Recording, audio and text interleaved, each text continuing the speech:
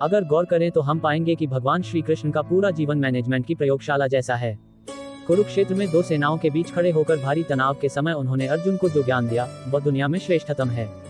गीता का जन्म हुआ युद्ध के मैदान में, दो सेनाओं के बीच। जीवन की श्रेष्ठतम बातें भारी तनाव और दबाव में ही बाहर निकलती हैं।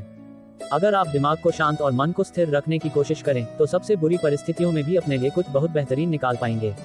यही सिखाते हैं कृष्ण। गीता पढ़ने से पहले अगर इसी बात को समझ लिया जाए तो गीता पढ़ना सफल हुआ मानो। श्री कृष्ण का जीवन ऐसी ही बातों से भरा पड़ा है, जरूरत है नजरिए की। उनका जीवन आपके लिए माइथोलॉजी का एक हिस्सा मात्र भी हो सकता है और आपका पूरा जीवन बदल कर रख देने वाला ज्ञान भी।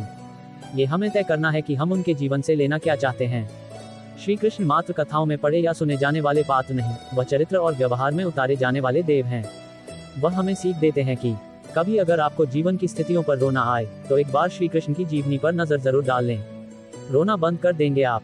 श्री कृष्ण ने एक जेल में जन्म लिया था और जन्म लेने के तुरंत बाद ही उन्हें रात में ही उफनती यमुना पार कर गोकुल ले जाया गया। तीसरे दिन ही राक्षसनी पूतना उन्हें मारने आ पहुंची और यहाँ से जो संघर्ष का सिलसिला शुरू हुआ वह देह त्यागने तक बना रहा। भगवान श्री कृष्ण का जीवन कहता है, आप कोई भी हो, संसार में आए हैं तो जब तक जीवन है आपको संघर्ष करना ही होगा। वे चाहे श्री कृष्ण हो या पुरुषोत्तम श्री राम, मानव अवतार लेकर परमात्मा भी सांसारिक चुनौतियों से बच नहीं पाए। लेकिन श्री कृष्ण ने कभी किसी बात की शिकायत नहीं की, हर परिस्थिति को जिया और जीता। श्री कृष्ण कहते हैं, परिस्थितियों से भागो मत, उसके सामने डटकर खड़े हो जाओ, क्योंकि कर्म करना ही मानव जीवन का पहला कर्तव्य है। हम कर्मों से ही मुश्किलों को जीत सकते हैं। श्री कृष्ण ने अपनी शिक्षा मध्य प्रदेश के उज्जैन में सांदीपनी ऋषि के आश्रम में रहकर पूरी की थी। कहा जाता है कि 64 दिन में उन्होंने 64 कलाओं का ज्ञान हासिल कर लिया था।